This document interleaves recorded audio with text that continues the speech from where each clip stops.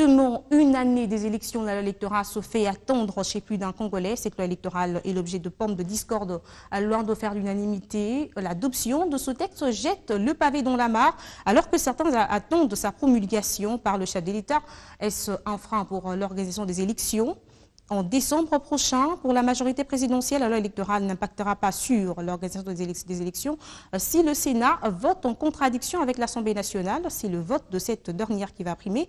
Je propose de suivre ici Makoloko Tambola, membre de la majorité présidentielle.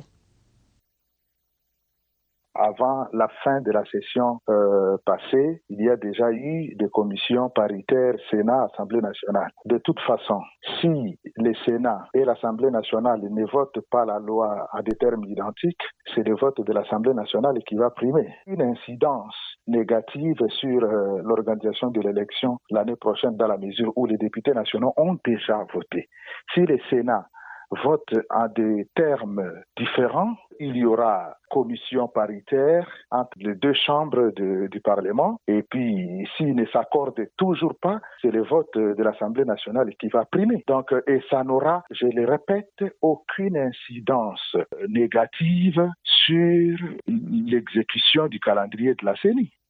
Et du côté de l'opposition, on exhorte cependant le chef de l'État à faire pression aux commissions parlementaires pour la finalisation du texte avant sa promulgation. John Kolila l'a dit au téléphone de Gabriel Mikoubou. On l'écoute.